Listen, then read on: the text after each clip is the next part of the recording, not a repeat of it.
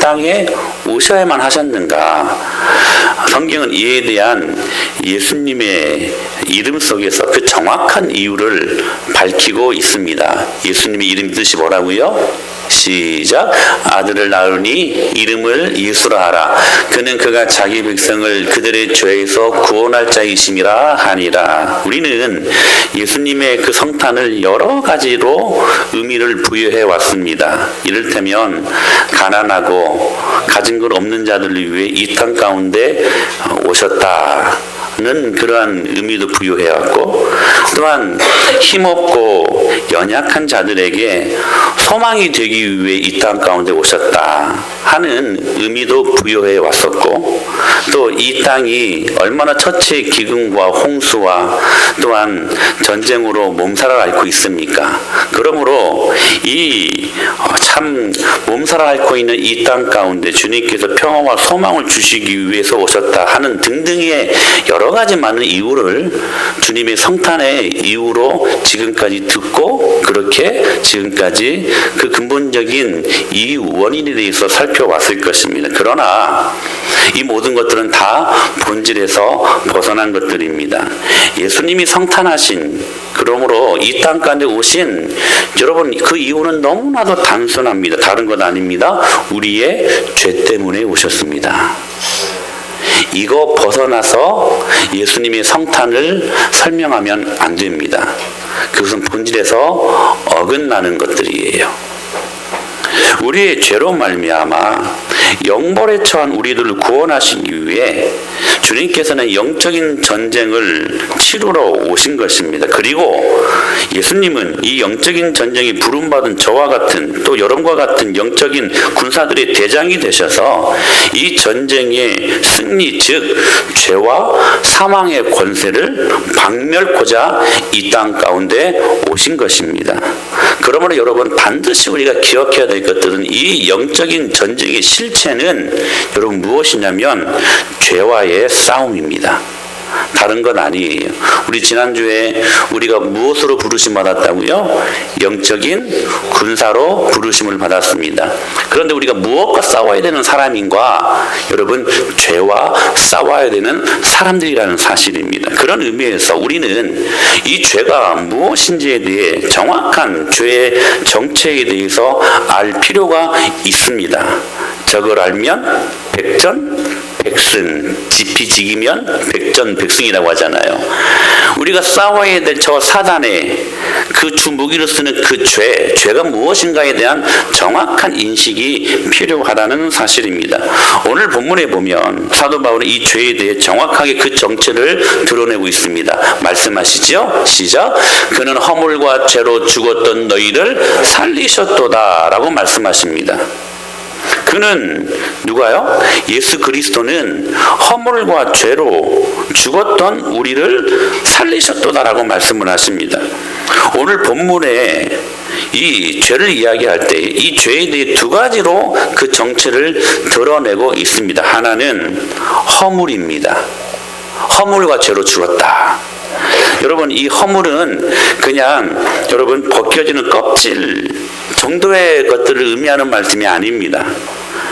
이 단어의 본 의미는 화살이 관역으로 여러분 날아가다가, 여러분 화살을 왜 쏩니까? 관역을 맞추기 위해 쏘지 않습니까? 그런데 관역 안으로 들어가지 않고 빗나간 것, 이것을 허물이라고 하는 것입니다. 허물. 그러니까 하나님께서 정 코스를 딱 그려 놓았는데 의도적으로 그 정 코스를 빗나가고 엇갈려 나가는 상태, 그 상태를 말할 때 허물이라고 말하는 것입니다. 그런데 여러분 보십시오. 하나님께서 금을 그려 놓았는데 넘지 말아야 될 선입니다. 그런데 그 선을 넘어갔어요. 여기 넘어갔다는 말은 아이고 죄송합니다, 그냥 어떻게 하다 보니까 어쩔 수 없어 나의 실수였습니다 라고 말할 수 있는 사항이 아니라, 여기에서 허물이라는 죄의 정체는 뭐냐면 의도적으로 하나님에 대해 반항하고 대항했다는 뜻을 갖고 있다는 것입니다. 여러분, 아담과 하와가 선악과를 따먹으면 안 된다는 것을 알고 있었습니까? 모르고 있었습니까? 분명히 하나님은 인격적으로 아담과 하와에게 그 명령을 내리심으로 이 선악과를 따먹게 되면 정령 죽을 것이다. 분명히 말씀해 주셨습니다. 아담과 하와가 알고 있었다는 거예요. 모르는 상태에서 선악과를 따먹은 것이 아니었습니다.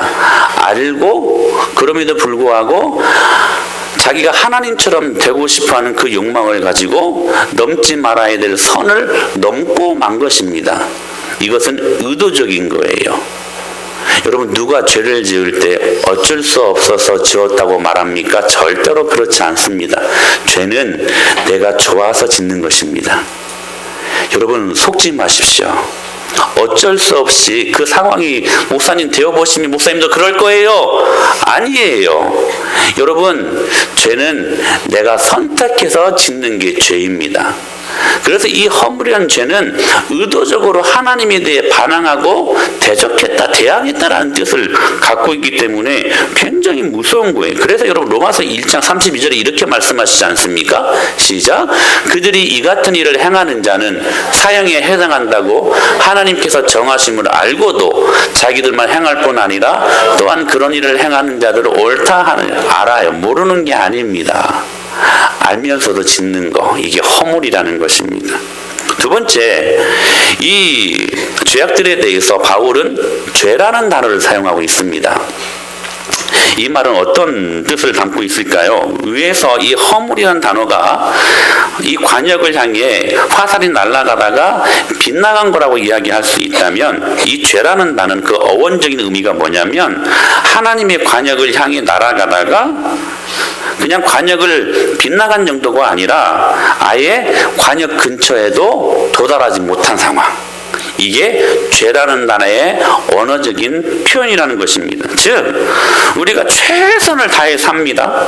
실력을 다해서 우리 인간의 모든 의, 인간의 모든 교육, 하이테크닉까지 전부 다 포함해서 인간의 철학과 인간의 모든 이데올로기, 인간의 모든 선이라고 하는 모든 것들을 몽땅 모아가지고 힘을 다해 관역을 향하여 화살을 쏘았는데 관역에 맞지 않고 빗나가기는커녕 아예 그 관역 근처도 못 가 중간에 그냥 도달하지 못한 상태. 그래서 여러분, 바울이 어떻게 이 부분들을 코멘트하고 있습니까? 로마서 3장 23절에 시작. 모든 사람이 죄를 범하였음에 하나님의 영광에 이르지 못하였다, 도달하지 못했다라는 사실이에요. 그게 죄입니다. 근데 지금 성경은 우리의 아이덴티티, 우리 옛날 과거의 모습이 어떠했는가를 지금 철저히 말씀하시면서 이렇게 정의합니다. 너희가 그 허물과 죄로 죽었었다 라고 말씀하고 있습니다. 뭐라고요? 그 허물과 죄로 죽을 수밖에 없었더니 아니라 죽었다 라고 너무나도 그냥 단순하지만 굉장히 명료하게 우리들의 과거의 정체성에 대해서 분명하게 말씀하고 있는 것입니다. 이 죄에 대해서, 이 죄가 인간의 관계에 대해 어떻게 관계하고 있는가에 대한 세 가지 접근 방법이 있었습니다.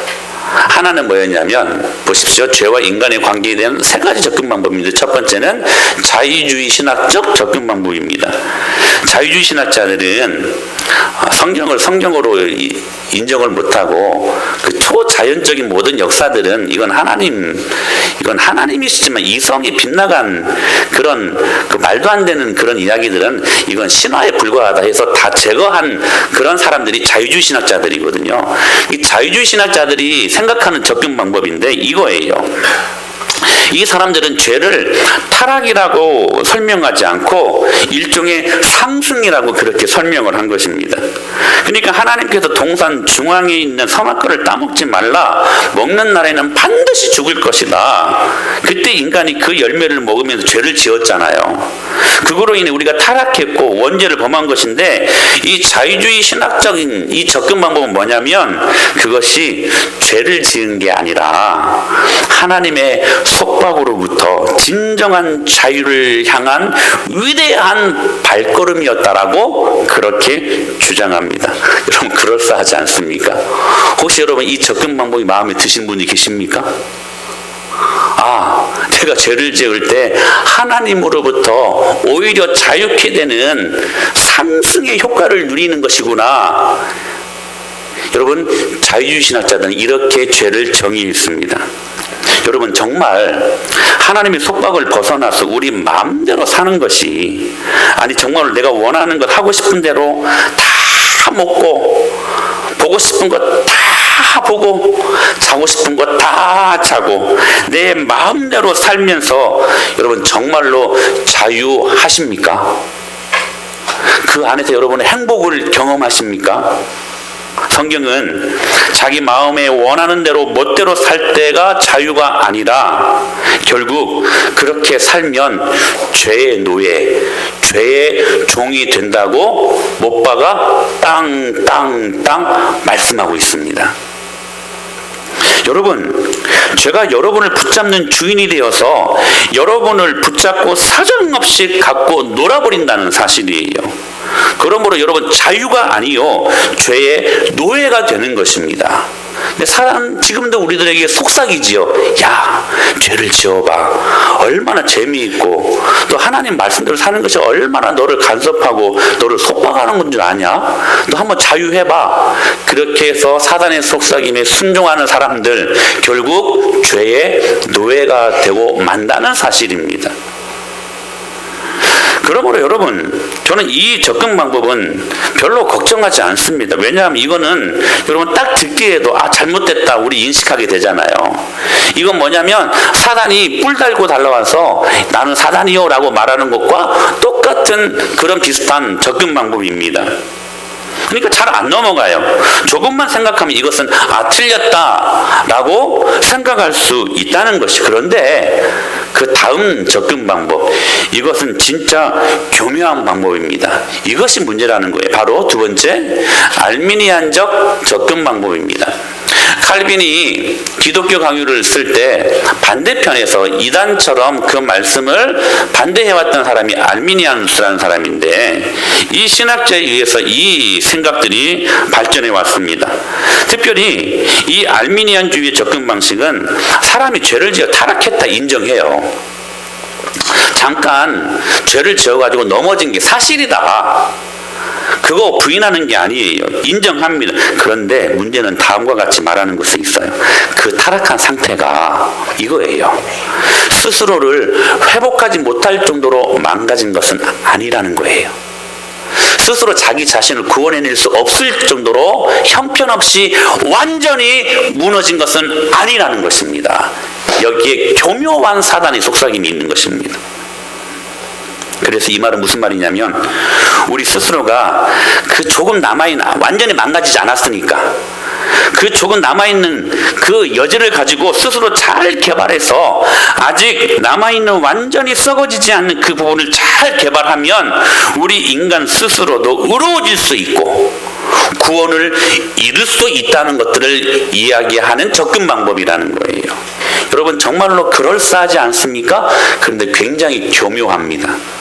그래서 여러분, 하나님이 배제된 우리 인간은 할 수 있다고 하는 사상, I can do it, 나는 할 수 있습니다. 우리 예수 믿는 사람들은 그 다음 말이 더 중요하죠.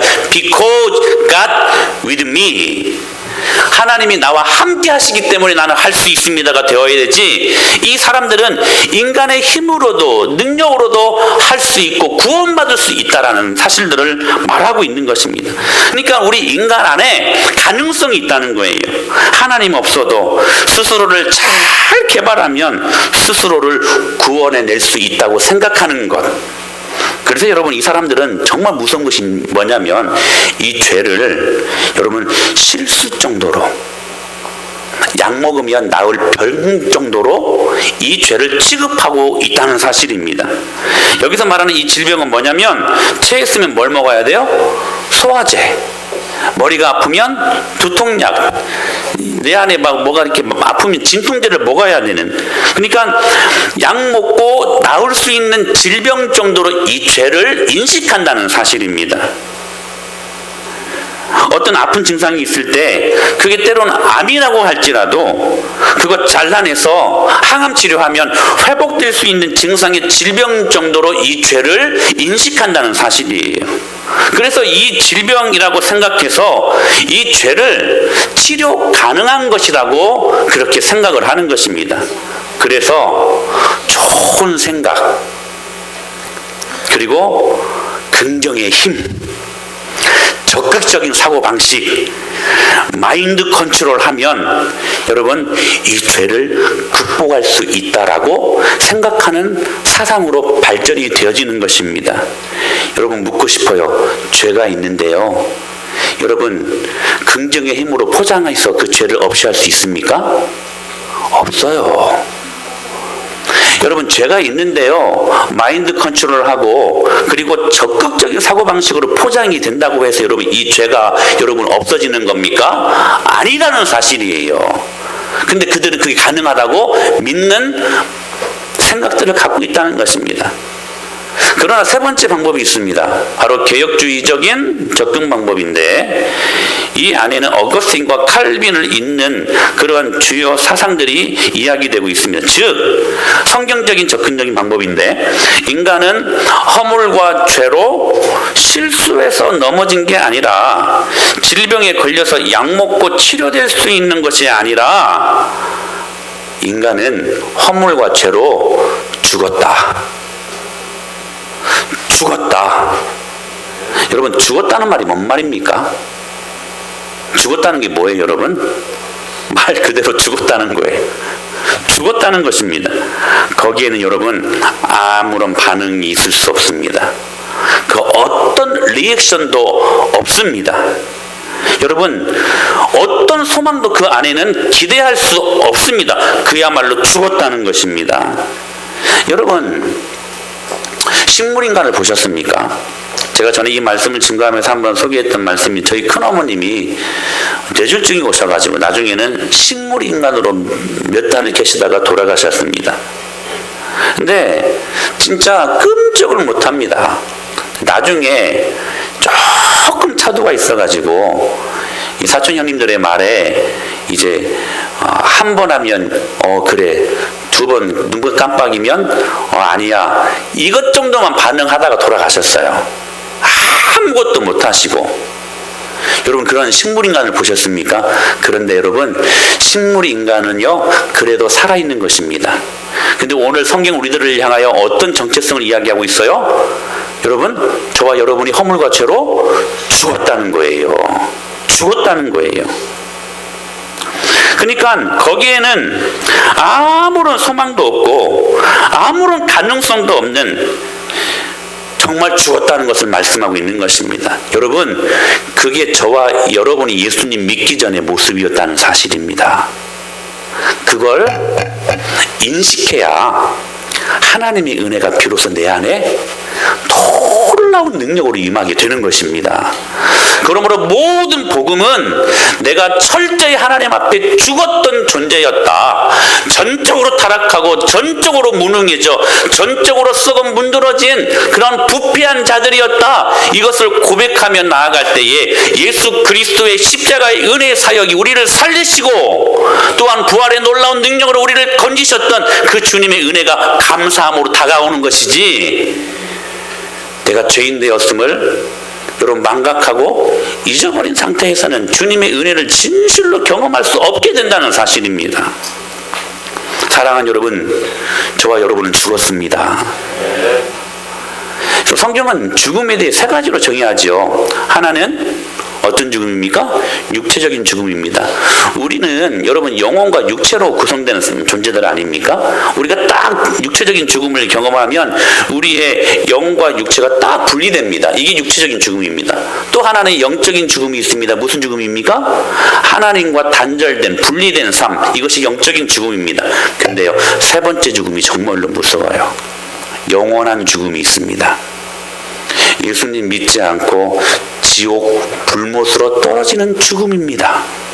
이것을 영원한 죽음이라고, 영원한 영벌이라고 성경은 소개하고 있는 것이지요. 저와 여러분이 그렇게 죽었던 사람들이었습니다.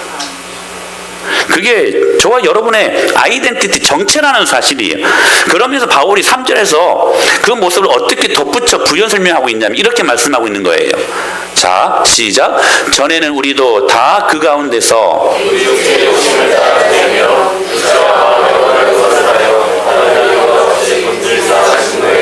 본질상 진노의 자녀였다라고 말씀하고 있습니다. 여러분, 이 말씀은요, 영어 성경에 보니까 by natural라는 말이에요. 그러니까 태어나면서부터라는 말입니다. 태어나면서부터라는 말. 그러니까 우리는 태어나면서부터 허물과 죄로 죽었던 존재라는 사실이에요. 그러니까 다른 구석, 다른 가능성은 조금도 없는 본질상 아예 태어나면서부터 우리는 뼛속 깊은 죄의 속성을 갖고 이 땅 가운데 우리가 태어났다는 사실입니다. 여러분, 이것을 보여주는 실존적인 증명이 뭔지 아십니까? 우리 아이들을 한번 보십시오. 누가 가르치거나 훈련시킨 건 아닙니다. 근데 이 아이들이 처음으로 배우는 말이 예, 알겠습니다.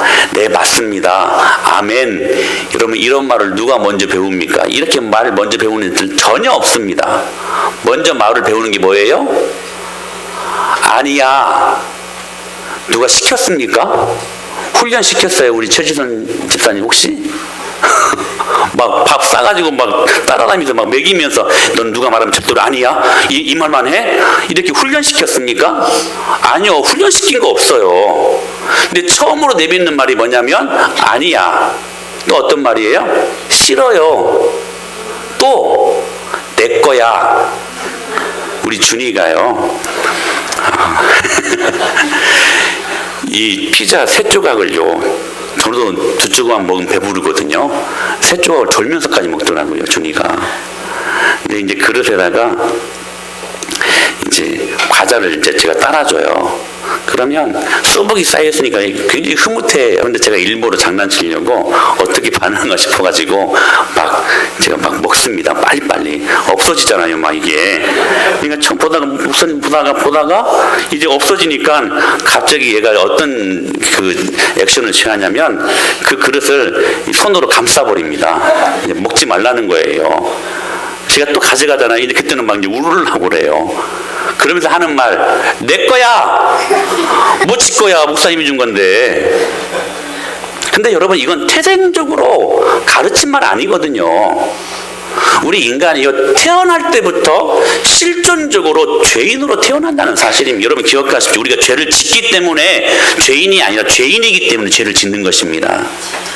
여러분 묻고 싶어요. 소가 음매하기 때문에 소입니까? 아니면 여러분 소이기 때문에 음매합니까? 여러분 음매하기 때문에 소입니까? 아니면 소이기 때문에 음매합니까? 소이기 때문에 음매하는 것이지요. 여러분, 죄를 내가 짓고 있기 때문에 죄인이 아니라 죄인이기 때문에 죄를 짓는다는 사실이에요. 이게 저와 여러분들의 태생적인 정체성입니다. 죄인입니다. 허물과 죄로 죽었던 존재들입니다. 그러니까 우리 안에는 어떤 소망도 어떤 가능성도 없는 사람이 제로, 그야말로. 다윗이 3가지 큰 죄를 지었죠. 첫 번째는 어떤 죄였습니까? 유부녀 밧세바를 취하는 사건이었죠. 그리고 또 어떤 사건입니까? 그 유부녀의 남편이 우리아를 죽이는 사건, 살인죄를 범하죠. 그리고 인구조사하는 사건들을 범하죠. 죄를 범하죠. 근데 그가 간음하고 살인하고 나서 철저하게 통렬하게 회개했던 장면이 시편 51편에 기록이 되어져 있는데 한번 그 말씀을 보시죠. 우리가 기대했던 것처럼 간음에 대해서, 살인에 대해서 적극적으로 구체적으로 회개했던 내용이 나오지 않습니다. 그가 어떻게 회개한 줄 아십니까? 시작. 내가 죄악 중에서 출생하였으며 어머니가 죄 중에서 나를 잉태하였나이다. 그 죄를 어머니의 죄로 지금 전가시키는 것이 아니라 자기가 원래부터 죄인으로 태어났기 때문에 그 엄청난 무서운 죄를 주님이 주시는 은혜의 마음이 없이 그것을 저지르고 말았다는 태생적인 회개를 하고 있었다는 사실이에요. 바이 내추어. 우리는 태어날 때부터 죄인입니다. 아무런 소망 없고 아무런 가능성 없는 죄인이었다는 사실이에요. 그러니까 여러분, 이 죄 때문에 우리가 정말 great monster, 얼마나 괴물이 되어버렸는지. 여러분, 죄 그러면 어느 그냥 구석에 붙어있는 어떤 정적인 존재라고 생각하지만 여러분, 그렇지 않습니다. 죄만큼 강력하고 죄만큼 활동력 있게 폭군처럼 우리를 붙잡아 우리를 흔들어버리는 존재가 없다는 사실이에요. 여러분, 죄는 파워입니다. 능력입니다. 여러분, 죄에 대한 능력을 절대로 과소평가해서는 안 된다는 사실이에요. 그래서 우리가 죄를 짓고 살면 그 죄가 우리를 딱 붙잡아가지고 폭군이 되어가지고 우리를 노예 삼아 우리의 가정을 후려대고 우리의 직장생활들을 후려대고 우리의 공동체를 후려대버리는 것입니다. 죄는 굉장히 무서운 것이에요. 그러므로 여러분, 이 죄가 어떤 영향력을 가지고 있습니까? 여러분, 제가 전에 계속 말씀드렸었죠. 사단의 3대 사명. 시작. 속이고 빼앗고 죽이고. 여러분, 사단의 3대 사명은 이거밖에 없습니다. 여러분을 살리는 존재가 아니에요. 속입니다. 그리고 빼앗습니다. 나중에는 여지없이 죽여버립니다. 이게 사단의 3대 사명입니다. 이것을 벗어날 수가 없어요. 다시요. 사단의 3대 사명. 시작. 속이고 빼앗고 죽이고. 이게 사단의 3대 사명이라는 거예요. 근데 3절에 보면 다시 한번 3절. 시작. 전에는 3절 시작. 전에는 우리도 다 그 가운데서 우리 육체의 욕심을 따라 지내며 육체와 마음에 원하는 것을 하여 다른 이들과 같이 본질상 진노의 자녀이었더니 라고 말씀을 하시죠. 근데 죄가 우리에게 어떤 영향력을 가지고 있냐면 속이고 빼앗고 죽이는데 우리를 죽이려고 어떠한 영향력으로 우리를 붙잡고 가냐면 육체의 욕심을 따라 그렇게 지내게 한다는 사실입니다. 여기 지내게 했다라는 말이 여기 지금 해석할 때 번역할 때 행하게 했다라고도 표현할 수 있는데 지내게 했다라고 이야기를 해요. 성경에 보니까 영어 성경에 보니까 이 지내게 했다는 말이 굉장히 중요한 말인데 live라는 말이에요. 지내게 했다라는 거예요. 이걸 다른 말로 말하면 라이프 스타일이에요. 여러분, 라이프 스타일은 한 번 해서 이루어지는 것들입니까? 아니요. 문화라는 것은 라이프 스타일 다른 말로 문화라는 말인데 문화는 여러분 여러 시간들 동안 반복되는 행위 거듭 계속해서 이루어지는 그 행위들이 하나의 양식으로 이루어지는 것을 라이프 스타일 문화라고 이야기하는 것입니다. 그러니까 여기 지금 욕심을 따라 본성을 따라 그렇게 리브 살았다 라이프 스타일이 되고 말았다는 것을 말씀하고 있는 거예요. 그냥 처음에는 아무것도 아닌 것처럼 즐겼는데 그게 문화가 돼버린 거예요. 여러분, 제가 전에도 말씀드렸었는데 이 마약상들이 마약을 어떻게 파는 줄 아십니까? 처음부터 비싼 가격 매겨가지고 파는 건 아니에요. 특히 이 마약상들은 할렘가나 이제 빈민가들에 가서 이제 또 고위층 부류의 사람들을 대상으로 때로는 할 때도 있는데 맨 처음에는요 그냥 빈민가들 할렘 가니까 돈 없잖아요. 그러니까 그냥 처음에는 공짜로 나눠줍니다. 다량으로 공짜로 나눠줘요. 근데 한 번 마약 먹고 주사 맞고 하면 뿅 가니까 재밌거든요. 근데 한 번, 두 번, 10번이 되고 그것이 50번이 되고 100번이 됐을 때에는 이제는 그 마약에 이 사람들이 어떻게 돼요? 중독이 되고 맙니다. 이제 마약 없으면 못 사는 거예요. 그때 이 마약상들이 돈을 엄청난 가격으로 매겨버립니다. 근데 돈이 아무리 비싸도요 이 사람들은 이거 없으면 못 사니까 그래서 도둑질을 하고 사람을 죽여서 돈을 빼앗아서라도 이 마약을 계속해서 공급받는 것입니다. 여러분, 사단이요 여러분들을 달콤하게 속삭입니다. 그리고 그렇게 하나 둘씩 살게 합니다. 한 번을 살게 합니다. 두 번을 살게 합니다. 10번을 살게 합니다. 100번을 살게 합니다. 그때는 이미 중독이 돼버린 상황이라는 거예요. 문화가 되고 만 것입니다. 즉 라이프 스타일은 다른 말로 말하면 중독된 상황을 이야기하고 있는 거예요. 그러니까 죄는 우리를 붙잡아 흔들어서 한 번 넘어뜨리고 끝내고 그냥 중단하지 않고 우리의 삶 속에서 반복적인 죄악의 삶을 살게 하고 그 죄악의 삶이 우리의 행동 양식 문화가 되게끔 만들어내는 것입니다. 그러니까 여러분, 죄를 결코 호락호락 가볍게 다뤄서는 안 되는 것입니다. 심지어는 이 죄 때문에 하나님이 사람이 되셔서 이 땅 가운데 오시지 않았습니까? 죄가 얼마나 무서운 것이면.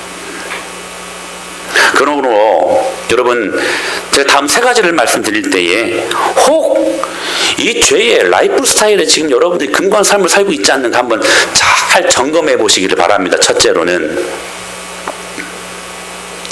모든 가치 판단이 자기 중심적인가 하는 것입니다. 한번 잘 점검해 보십시오.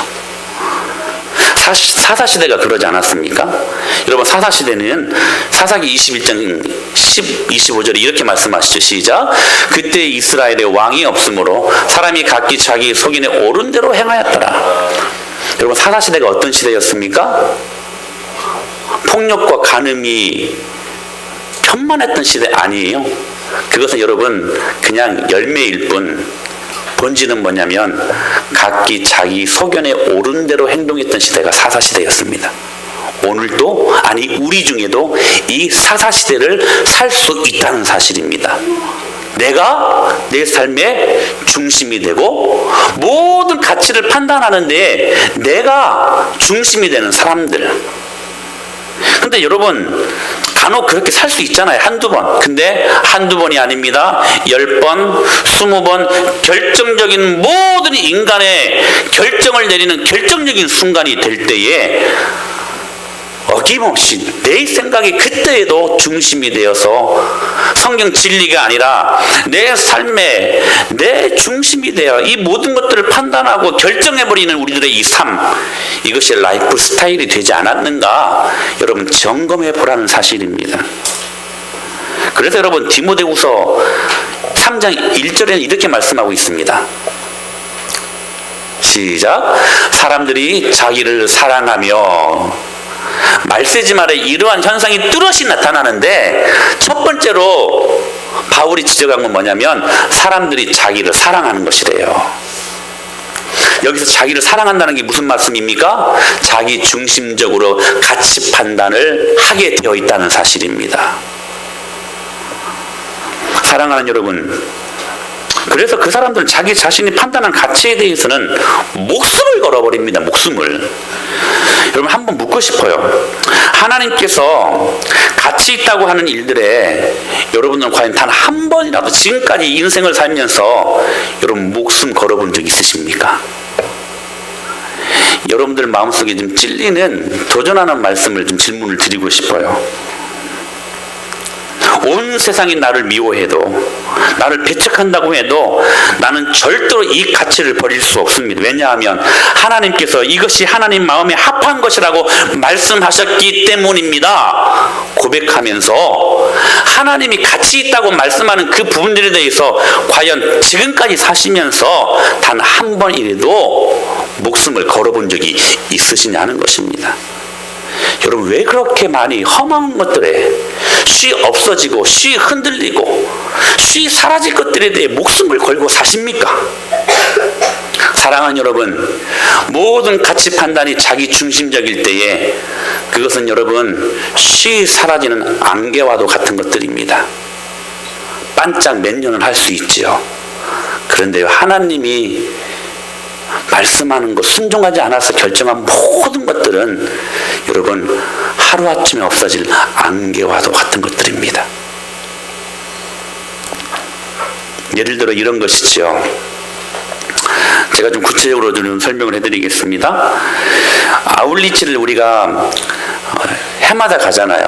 내년에는 이제 캄보디아나 한번 뭐 일본이나 이렇게 한번 생각을 해보고 있는데, 아울리치 가자고 하면 이 사람들은 모든 가치 판단의 중심이 자기 자신 있는 사람들은 이렇게 하나님이 선하신 그 놀라운 축복이 있는 비전들을 이루고자 할 때 아울리치 한번 가자고 하면 절대로 자기 시간 못 뺍니다. 절대로 못 빼요. 근데요, 가족여행 한다면 너무나도 쉽게 자기 시간들을 뺍니다. 여러분 혹시 그러지 않습니까? 기도하자고 하면 이러쿵 저러쿵 바쁩니다. 힘듭니다. 거리가 멀다 하는 온갖 이유를 대서 못합니다. 그런데 여러분, 이 사람들 보십시오.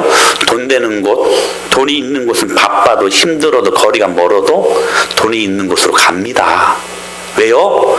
자기가 판단해서 옳다고 생각하는 것이기 때문에, 그것이 전부인 줄 알고 그것을 판단하고 결정해버렸기 때문에 거기에 목숨을 걸어버리는 것이죠. 그러나 여러분 기억하십시오. 여러분, 하나님 진리가 아닌 것에 목숨을 걸면 여러분 아무런 열매는 없습니다. 기억하십시오. 두 번째, 여러분의 라이프 스타일이 어떻습니까? 이 사람들은 신령한 것들을 절대로 좋아하지 않습니다. 로마서 1장 28절에 이렇게 말씀하셨지요. 시작. 또 그들이 마음에 하나님 두기를 싫어하며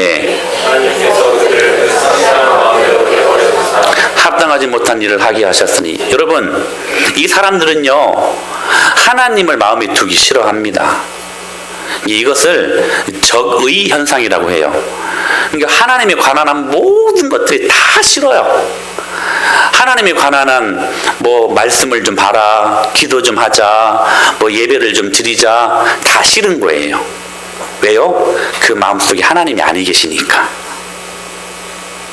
그래서 여러분, 모든 가치 판단이 자기 중심적인 사람들의 취향은 근본적으로 자기 만족에 있습니다. 그냥 자기가 만족하면 되는 거예요. 하나님 말씀이야 어떻든 상관없어요. 자기만 만족하면 됩니다. 자기만 재미있으면 돼요. 자기만 그냥 굿! 좋은 게 좋은 거 아니냐? 자기만 좋으면 됩니다. 이게 모든 삶 속에서 자기가 중심이 되는 사람들에 나타나는 근본적인 모습이라는 사실이에요. 자기가 보기에 아름답게 여기는 것들을 좋아하고 사랑하게 되어 있습니다. 그러므로 신령하고 거룩한 것들은 그들의 취향에 전혀 어울리지 않는 것이죠. 여러분, 여기에서 진짜 가짜가 구별이 되는 것입니다. 여러분, 진짜는 하나님의 거룩을 사모합니다. 그런데 가짜는 절대로 할 수 없는 것, 하나님의 거룩을 사모할 수 없습니다. 지금 구하고 있는 것, 자기에게 필요한 것들, 그래서 문제가 있고 어려움이 있을 때는 하나님 앞에 나와서 기도합니다. 근데 딱 거기까지만. 가짜가 절대로 할 수 없는 건 뭐냐면 하나님이 기뻐하시는 거룩, 이 거룩에 대한 삶을 구할 수 없는 자들입니다. 그게 가짜입니다. 진짜는 뭐라고요? 하나님의 거룩을 구하는 사람들. 할렐루야. 이런 거예요. 여러분, 2시간짜리 영화는 시간 가는 줄 모르고 보잖아요. 벌써 끝났네. 근데 10분 하루에 10분 하나님 말씀, 그러면 한 2-3장 읽을 수 있잖아요. 근데 그 말씀 읽는 게 그렇게 힘들어요. 좀이 쑤셔요. 말씀을 못 읽어요. 신령한 것들이 싫은 거야. 건강을 위해서는 막 운동도 마다하지 않고 막 험한 산도 오르고 내리고 하는데, 영적인 건강을 위해 기도하자는데 기도하지 못해요. 이 사람들은. 기도가 웬 말입니까? 몇 마디 내뱉고 나면 1분도 채 되지 못해서 기도하지 못합니다. 왜요? 이게 한두 번 정말 힘들고 바빠서 피곤해서 그럴 수는 있어요. 근데 이게 여러분 10번, 20번, 100번이 되다 보면 이미 내 안에 이루어진 문화, 라이프 스타일이 되고 만 것입니다. 여러분, 어찌 해야만 합니까? 이걸 죽을 때까지 안고 가시겠습니까? 여러분, 기억하십시오. 우리에게 있어서의 참된 행복은 하나님께만 있음을 믿으시길 바랍니다. 우리의 진정한 만족과 최상의 복락은 하나님으로부터만 오는 것임을 믿으시길 바랍니다. 그런데 이런 모든 것들은 하나님과의 연합을 통하여 우리에게 공급되는 것입니다. 다른 말로 말하면 교회됨인 것이죠. 그래서 늘 경건한 성도들은 늘 다른 무엇이 아니라 하나님만 추구했던 사람들이었습니다. 하나님이 주신 선물 별로 집중하지 않았어요. 솔직히 하나님이 내 인생을, 내 가정을, 내 자녀를, 우리 가정의 물질의 문제를, 이런 것들 그렇게 크게 관심 갖지 않았습니다. 그들이 유일하게 관심 갖는 건 무엇이었냐면 하나님만 구했습니다. 할렐루야. 그에 관한 모든 신령한 것들을 사모했던 사람들이었다는 사실입니다. 성 어거스틴이 어느 날 밤 꿈속에서 하나님께서 이렇게 물으셨다고 합니다. 나의 아들아, 너는 나에게 무엇을 원하느냐? 그러자 이 어거스틴이 아주 유명한 말을 남겼죠. 주님, 저는 아무것도 주님께 원하지 않습니다. 다만 주님만 구합니다. 주님을 제게 주시옵소서. 이 고백이 여러분의 고백될 수 있게 되길 축원합니다. 여러분, 왜 기독교를 믿습니까? 여러분, 그냥 인생의 모든 문제들 속에 그 문제 해결받으려고 마치 무당종교처럼 여러분 교회를 찾아와 예수님 믿습니까? 물론 접점은 될 수 있습니다. 그것으로 예수님 앞에 나오는 것은 여러분 위대한 일입니다. 그러나 그것으로 스톱! 그거 받고 여러분 예수님 떠나면 아무 의미가 없습니다. 주님은 그 여러 가지 많은 문제들로 인해 주님 만나고, 이전에는 선물 때문에 기도했는데 이제는 선물 주신 하나님을 구하는 우리들의 기도, 여러분 이게 진짜 그리스도인들입니다. 이 사람들이 있어서는 여러분 기도가 응답이 되든 안 되든 큰 상관없어요. 왜요? 우리에게 응답해 주시는 하나님을 그들은 붙들고 있었기 때문에. 할렐루야. 여러분 이거 있으면 되는 건 아닙니까? 여러분 이거 있으면 여러분 우리 인생 여러분 살 수 있습니다. 할렐루야. 성교의 장을 연 친첸도르프 백작도, 그가 귀족 출신이었고 엄청난 부가 있지 않았습니까? 그런데 집안의 모든 부와 명예를 다 벗어버리고 그리스도의 복음을 전하기 위해 맨발로 거리로 뛰쳐나오며 외쳤던 그 외침이 무엇이었습니까? 내 야망은 오직 예수 그리스도 한 분뿐이십니다. 오늘 우리가 그렇게 찬양하지 않았습니까? 주 예수보다도 귀한 것은 없습니다. 여러분 그분만이 우리의 기도의 대상이고 우리가 구할 대상임을 믿으시길 바랍니다. 사랑하는 여러분, 그리스도께 접붙여진 사람들은 그러므로 예수님에게서 비롯된 은혜의 향기, 그분의 인격으로부터 내려오는 따스한 사랑과 그 진리를 좋아하게 되어 있습니다.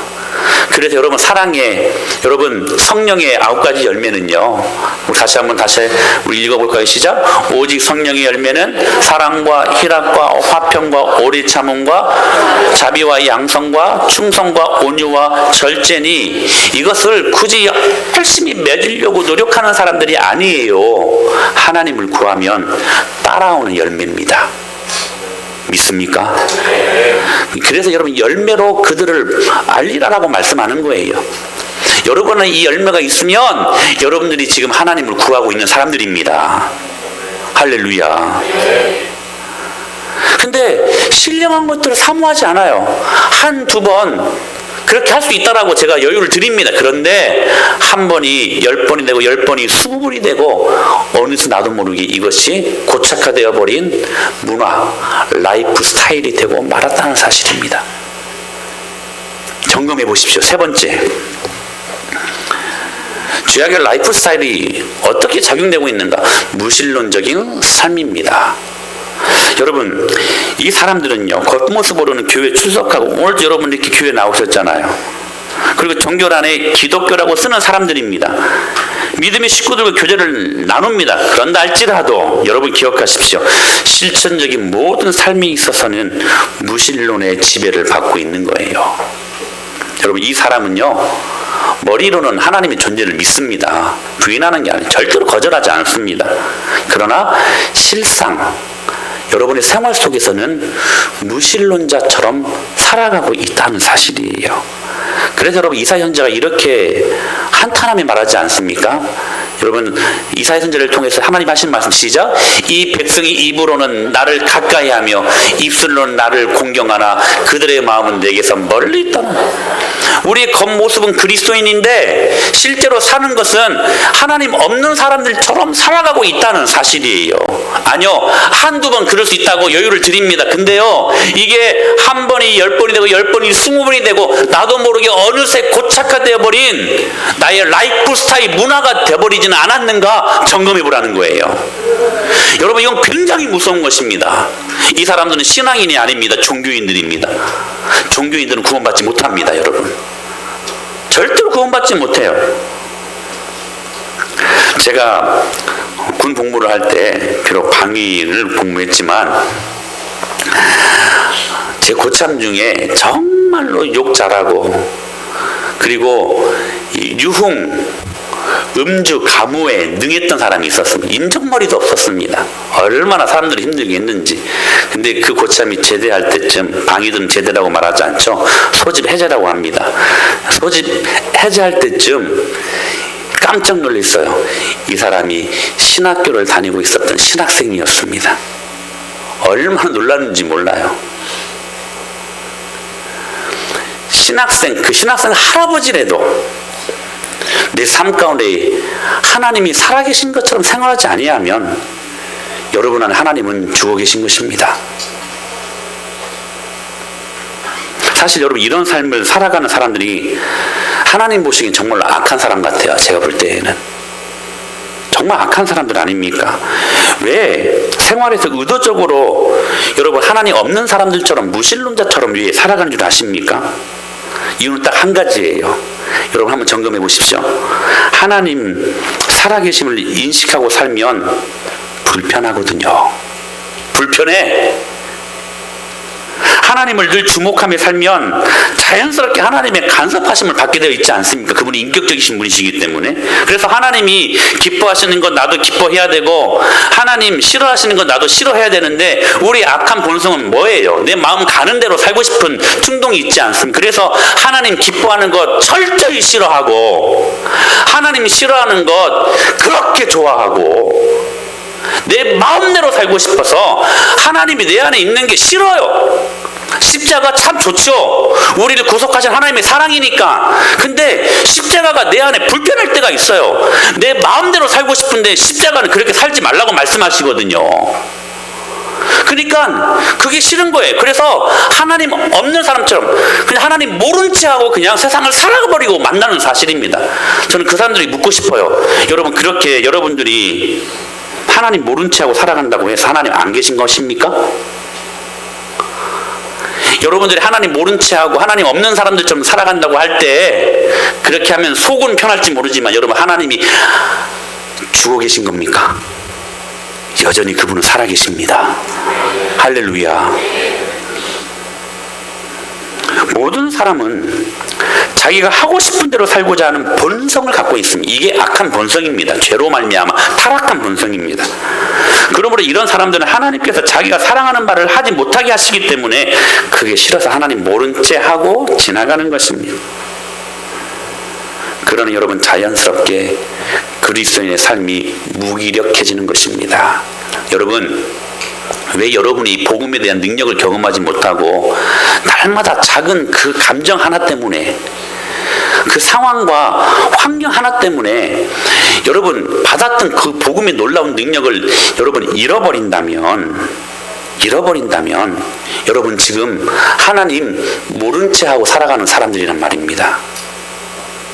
하나님 살아계십니다. 할렐루야. 그분의 능력을 경험하고 복음이 놀라운 능력을 경험하며 살아가는 사람들은 여러분 절대로 무기력한 삶을 살 수가 없습니다. 아니 살게 되어 여러분 살 수가 없는 것이에요. 여러분 복음은요 정말 위대한 능력입니다. 복음으로 말미암아 저와 여러분 구원받지 않았습니까? 여러분 우리 연수가 70이요 강건하면 80이라고 성경은 말씀하시지요. 그러나 여러분 우리가 죽은 다음에 또 한 세계가 있는 영원한 세계입니다. 여러분 많이 살면 80 삽니다. 좀 더하면 90. 또 죄송합니다. 우리 정교 성도님이 지금 93인데 참 감사합니다. 여러분 100세까지도 살 수 있습니다. 근데 여러분 우리 연수가요 그 정도예요.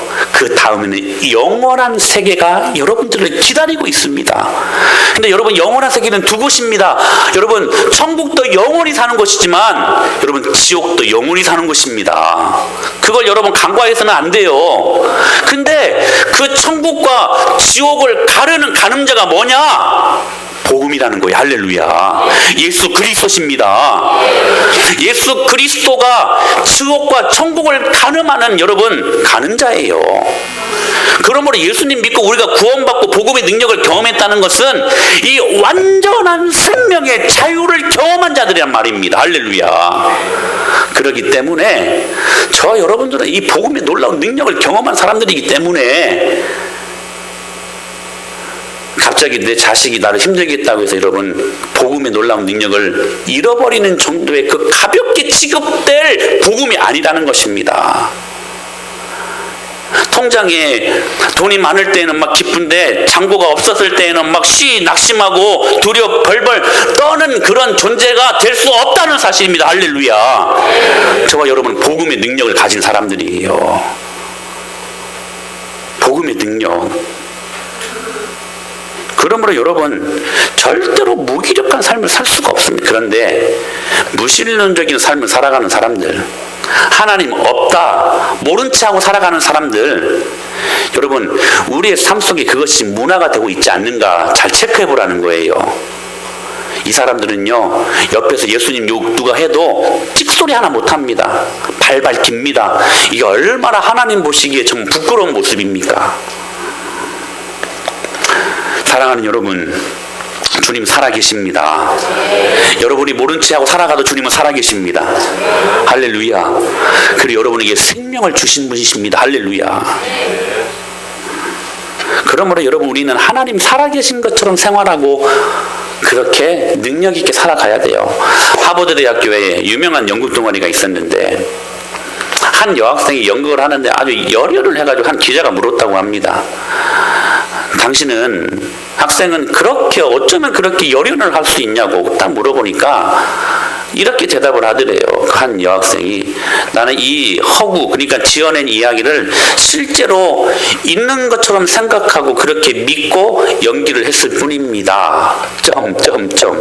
많은 것들은 시사하는 말씀 아닙니까? 여러분 소설이나 영화는 지어낸 이야기입니다. 물론 실화를 바탕으로 한 영화들도 있고 소설도 있지만 거의 픽션 아닙니까? 허구 아닙니까? 근데 여러분 배우들도요 그 허구 지어낸 이야기를 실제로 믿는 것 있는 것처럼 믿고 연기할 때 진짜 실감나게 연기를 합니다. 그래서 여러분 그 나쁜 연기를 할 때에는 그 악질 연기를 할 때에는 실제로 드라마가 끝나도 그 사람이 이렇게 거리를 걷다 보면 할아버지 할머니들은 막 때리거나 막 욕한다고 그러잖아요. 얼마나 연기를 잘했으면. 여러분 지어낸 이야기도 믿고 있는 것처럼 그렇게 여러분 연기할 때 실감나는 연기를 할 수가 있는데 여러분 저와 여러분들은 팩트 주님 살아계시지 않습니까? 할렐루야. 주님은 살아계심에도 불구하고 여러분 주님 죽어 계신 것처럼 산 우리들의 모습이 지금 문화가 되고 있지 않는가 그거 점검해 보라는 거예요. 할렐루야. 주님 살아계십니다. 여러분 그러므로 로마서 8장 2절에 이 놀라운 능력의 말씀, 이런 말씀을 갖고요 여러분 능력을 경험을 해야 돼요. 내가 너 사랑한다, 내가 너에게 힘을, 이런 말씀이 아니라 이런 말씀 갖고 시작. 그리스도 예수 안에 있는 생명의 성령의 법이 죄와 사망의 법에서 너를 해방하였으니 할렐루야. 여러분 이런 말씀 갖고 여러분 능력을 경험할 수 있게 되길 축원합니다. 여러분 죄와 사망의 법이요 되게 무섭게 느껴지죠. 그래서 여러분 하나님 말씀 순종하면 막 죽을 것 같고 막 손해될 것 같지요. 다 사단의 속이는 작용입니다. 절대로 그렇지 않습니다. 이 말씀을 주님이 말씀하셨기 때문에 저는 이 말씀을 믿습니다. 말씀하셨기 때문에 절대로 그럴 수 없는 게 뭐냐면 죄와 사망의 권세는 예수님의 부활의 놀라운 능력과 권세로 말미암아 생명의 성령의 법으로 완전히 정복당이 있습니다. 예수님 부활하기 전까지는 죄와 사망의 권세가 모든 사람들의 두려움의 대상이 되었습니다. 벌벌 떨었습니다. 알렉산더도 진시 황제도 죽음 앞에 벌벌 떨었던 존재들 아닙니까? 근데요 여러분 그 천하가 떨었던 이 죽음 사망의 권세, 근데 여러분 그 사망의 권세를 예수님이 부활로 말미암아 여러분 이 사망 권세를 예수님께서 정복하셨음을 믿으시길 바랍니다. 그래서 여러분 사단은 지금도 속여요. 야 니들 생명의 법으로 하나님 말씀 순종할 때 정말 많이 너희들 손해될 것 같고 죽을 것 같지? 그러니까 하지마, 순종하지마, 순종하면 너희들 죽어. 속이는 작용입니다. 절대로 죽지 않습니다. 절대로 죽지 않습니다. 제가 우리 교회 사역하면서 한 10번 넘게 이 말씀 드렸을 거예요. 제가 방위 출신이지 않습니까? 제가 이등병 때 ATT 훈련인가요? 훈련을 다녀와서 전 병력들이 돼지 한 2-3마리 잡고 막걸리 몇 마리를 따가지고 막 이제 회식을 하는 그런 일들이 있었습니다. 벌금 대낮에. 근데 포대장이 술이 취해져가지고 대대장이 술을 한 잔씩 전 병력이 갑자기 따라주는 그런 일이 없었거든요. 계속 따라준대요. 근데 제가 그 자리를 피할 수 있는 타이밍을 놓쳐버려가지고 꼼짝없이 그 술을 받게 되는 상황이었어요. 근데 이제 술을 이렇게 막 따는데 다 막 감사하다고 막 먹고 하는데 제 이제 차례가 되었거든요. 아, 이때 진짜 갈등이 되더라고요. 아, 이때 내가 술을 마시면 다시는 내가 신학생이고 목사 될 사람이라고 말할 수 없을 것 같고, 이거 안 마시면, 제가 책지분과에 있었는데 측량하는 포가 날아가는 그 측량, 머리도 안 좋은 사람이 그 계산하는 분과에 있었어요. 근데 또 이 말을 우리 아이들은 진짜로 믿어요. 이렇게 말 조심해야 돼요. 머리가 아예 안 좋은 건 아니다, 아이들아. 근데 그 측지분과에 있었는데 이제 그 측지분과 그 고참들이 정말로 힘든 고참들이었어요. 진짜 악랄하고 하여튼 욕도 잘하고 때리기도 잘하고. 근데 그 사람들 얼굴이 막 오락가락하고 막 오고 가고 하고 막 이 미치겠는. 근데 갑자기 제 앞에서 이제 대대장이 술을 딱 따르는 그 순간에 제가 이 잔을 나도 모르는 그 용기를 갖고 그냥 뒤로 해버렸습니다. 그리고 외쳤습니다. 여러분, 그건 있을 수 없는 일이거든요. 대대장님, 저는 앞으로 목사 될 사람이기 때문에 술을 마실 수 없습니다. 너무 멋지게 거절을 했습니다. 그랬더니 이 술에 취했던 이 대대장이 이따마한 주먹으로 제 뺨을 살짝 때릴 줄 알았는데 갑자기 이게 웬일이에요? 갑자기 그 쩌렁쩌렁, 그리고 하나님께서 그 취기를 사용하신 것 같아. 갑자기 정병력이 이렇게 말하는 거예요. 앞으로 한 이병은 목사 될 사람이니까 절대로 회식 시간에 술 권하지 말고 절대로 욕도 하지 말고, 만약에 한 이병 때렸다가 나한테 걸리면 니들 죽는다. 그때 저는 군생활 춘사물에 꽃피듯이 활짝 피었답니다. 저를 건들 사람이 없었어요, 부대 안에서. 여러분, 그 전까지 얼마나 힘든 줄 아세요? 이거 만약에 안 먹으면 나 죽어. 이 고참들한테 남아있는, 이제 이병이 짝대기 하나잖아요. 남아있는 군 복무 기간이 얼마나 많은데 나는 이 친구들한테 난 죽었다. 이거 그냥 타협하고 그냥 마셔버릴까? 근데요, 여러분, 거기까지입니다. 사단이요. 거기까지 속이게 합니다. 여러분, 순종하고 말씀 결단하면 선포하면 여러분, 생명의 성령의 법이, 할렐루야, 죄와 사망의 법을 이겼습니다. 여러분, 믿으시길 바랍니다. 순종하십시오. 그러면 주님이 주시는 능력이 우리 안에 경험됩니다. 그 전까지 사단이 못하게 하는 것, 속이는 작용이지, 그거 여러분 극복하면 됩니다. 그래서 여러분, 여기에서 우리 중요한 것은 순종하는 거예요. 순종이 얼마나 귀한 축복인지. 사랑하는 여러분, 그러므로 이 세 가지를 잘 점검을 하시고, 여러분, 계시록에서 말씀하시는 것처럼, 그러므로 어디서 떨어졌는지를 생각하고, 이거 혹시 문화가 되었다면, 라이프 스타일이 되었다면 회개하여 처음 행위를 갖는 놀라운 결단의 시간이 될 수 있게 되기를 예수님의 이름으로 간절히 축복합니다. 이번 한 달 동안 이 부분들에 대해서 말씀을 나눌 겁니다. 할렐루야. 여러분, 기대하고 말씀을 들으러 오시기를 주님의 이름으로 축원합니다. 정말 진정한 예수님의 탄생이 무엇 때문이었는가를 정확하게 끄집어내 말씀하시고 우리로 하여금 듣게 하시고 순종하게 하실 주님의 이름을 찬양합시다. 그래도 주님의 풍성하신 놀라운 능력이 정말 진정한 의미에서의 정말 메리 크리스마스가 되게 하실 줄로 믿습니다.